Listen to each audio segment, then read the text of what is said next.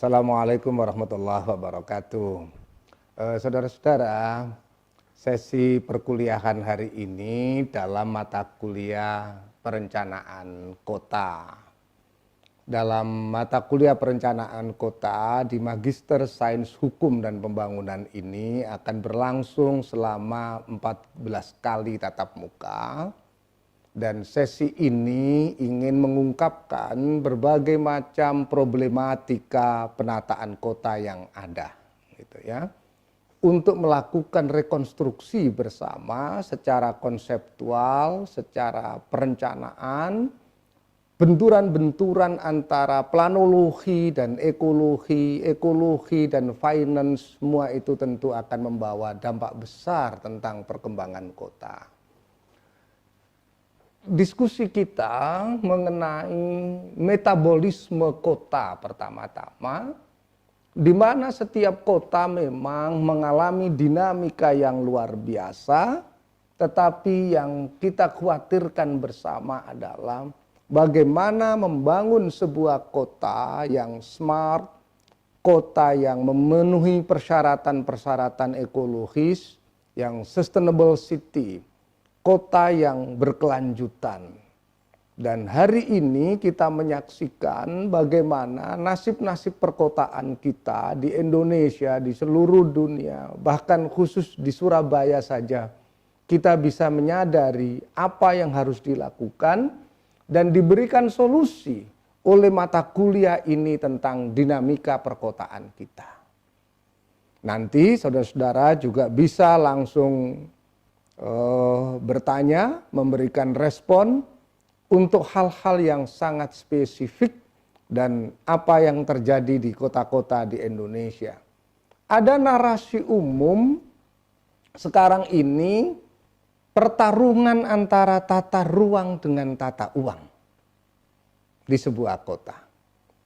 Pertarungan antara modernisme sebuah kota dengan tradisionalisasi sebuah kawasan.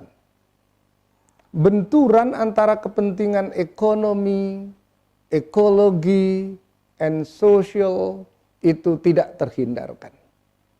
Nah, mata kuliah ini harus mampu menjadi referensi bagi pengambil kebijakan, pemegang otoritas perkotaan, apa yang harus dia lakukan untuk membangun sebuah kota yang tentu memiliki persyaratan yang bisa dipertanggungjawabkan secara ekologi, ekonomi, dan sosial sebagaimana pilar kota-kota dalam konsepsi pembangunan berkelanjutan, sustainable development. Moving to the city, kota itu memang bergerak dan mengalami metabolisme yang luar biasa. Anda bisa saksikan, Anda bisa lihat Surabaya, Jakarta, Bandung, Semarang, Yogyakarta, Medan, Makassar untuk di Indonesia sesungguhnya telah memuai. Dari kota-kota yang semula kita banggakan sebagai metropolitan, ternyata saya mengkhawatirkan ada gerakan nekropolitan, kota-kota kematian. Kematian bukan hanya kematian dalam makna yang sangat vulgar, di mana kematian sebuah kota itu ambruknya, kolapsnya sebuah tatanan peradaban kota, bukan itu. Tapi ada sebuah pergerakan di mana identitas sebuah kota sebenarnya ada yang dihilangkan. Orang-orang di Surabaya, satu contoh, ini kan untuk contoh bagaimana pengembangan sebuah kota itu harus mendapatkan tempat untuk boleh dikritisi. Satu contoh di Surabaya ini saudara-saudara, kalau di Surabaya itu, apakah pembangunan sebuah kawasan di kota ini sungguh-sungguh memperhatikan local identity, local character sebuah kota. Oh, kalau di Surabaya saudara tahu apa yang dinamakan TP misalnya. Tahu Anda apa itu TP? Orang akan tahu TP ya Tunjungan Plaza. Arealnya di mana? Itu arealnya ada di kawasan Kaliasin. Kalau ingat Kali Asin pasti saudara-saudara itu ingat Ucok Akaharahap, rocker kita. Eling ora awakmu. Jadi itu pasti Ucok Akaharahap, Ucok arek Kali Asin, Aka itu, arek Kali Asin. Tapi kenapa gedung-gedung tinggi di sana, department store yang ada di sana tidak dinamakan Kali Asin Plaza, tapi dinamakan Tunjungan Plaza. Orang sudah tidak ingat tentang identitas Kali Asin, tapi yang diingat adalah tunjungannya. Padahal arealnya masuk Kali Asin. Sekarang ada lagi yang besar, misalnya Anda ke CW, Ciputra World. Anda tahu dan saya yakin lah mahasiswa UNER ini semuanya kalau kopi darat mesti sukanya kulinernya. Kemana rek? Yuk kita ngumpul ke CW. Padahal arealnya adalah areal Pakis. Kenapa tidak Pakis World? Tapi harus Ciputra World.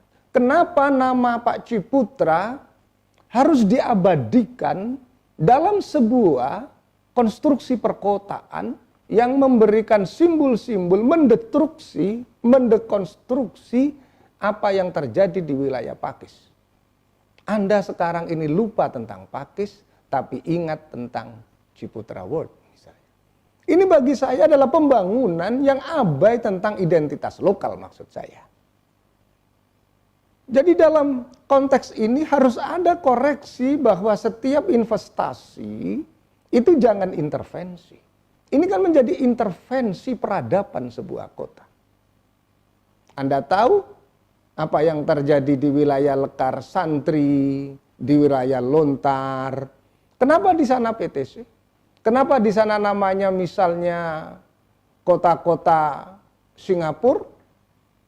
Kenapa? Kenapa tidak dibangun saja di sana Lekar Santri Land? Kok harus merubah nama sebuah kawasan? Kenapa patung-patung besar yang di sana yang dibangun adalah Merlion, Singa Duyung yang setiap sore banyak orang selfie-selfie untuk menikmati bagaimana ada singa yang mencerminkan seperti Singapura. Padahal ini adalah kawasan Lekar Santri yang tidak mengenal legenda tentang Merlion. Legenda kota Surabaya adalah legenda bukan Singa Duyung tetapi Putri Duyung. Andai saja kearifan lokal yang disuarakan. Coba konferensi-konferensi internasional tentang kota berkelanjutan. Tentang kota-kota yang smart city. Tentang kota-kota yang healthy. Tentang kota-kota yang berbasis kepribadian dan karakter lokalnya. Yang Anda bisa lihat bagaimana Surabaya juga ditempati oleh Prepkom kemarin yang ketiga itu.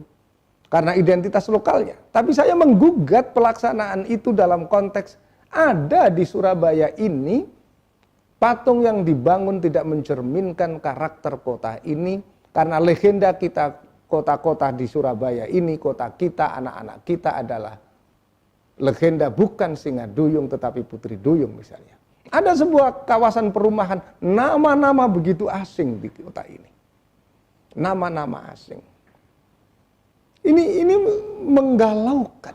Sebenarnya ini ada situasi di mana ada penisbian, kalau tidak boleh dikatakan pembumi hangusan. Kalau dalam bahasa Surabaya sebenarnya lebih vulgar saya adalah pembumi hangusan karakter kota ini. Bahkan patung di kawasan perumahan mewah di Surabaya Barat misalnya, itu patungnya adalah patung Beethoven misalnya. Saya ingin bertanya, apakah patung Gomblo tidak hebat? Kalau Gomblo tidak dianggap hebat, oke lah, W.R. Supratman. Jadi kenapa ada sebuah kawasan perumahan mewah itu harus patungnya Beethoven? Saya bertanya, apa makna Beethoven bagi peradaban kota ini? Simbol-simbol ini ada yang terputus maksud saya. Kita punya W.R. Supratman, bahkan makamnya W.R. Supratman itu di Surabaya, tetapi kita tidak menjadikan kawasan-kawasan perumahan tertentu bangga dengan patung W.R. Supratman. Kita punya legenda tentang Gomblo misalnya. Oh, di Surabaya Timur, Anda akan bisa saksikan bagaimana ada sebuah kawasan yang itu jelas di Kenjeran, tapi namanya misalnya bukan Kenjeran City, tapi Pakuan City. Misalnya. Inilah yang saya maksudkan. Benarkah sebuah kota itu diperkenankan untuk mencerabut atas nama modernisme kota? Itu tentang identitas dan karakter lokalnya. Hari ini saya khawatirkan adalah Anda bisa baca semua media tentang daftar alamat kuliner perkotaan. Ayo dibuka, Google-mu, dibuka. Ya. Dibuka, Anda buka hari ini. Yuk kita mau kuliner di mana? Apa ada? Oh, saya tak kuliner di wilayah Pakis. Enggak. Saya tak kuliner di Lontar, enggak. Saya tak kuliner di wilayah Barat Lekar Santri. Di Kenjeran, coba Kenjeran. Di Kenjeran ada patung Dewi Kuam Im. Saya tidak menyinggung urusan-urusan spiritualitasnya. Tapi yang saya singgung adalah apa makna patung ini dalam perspektif Surabaya Timur yang notabene adalah wujud dari alkulturasi peradaban Jawa dan Madura. Kenapa tidak dibangun juga patung-patung nelayan Madura sebagai simbol perkotaan di wilayah Surabaya Timur misalnya?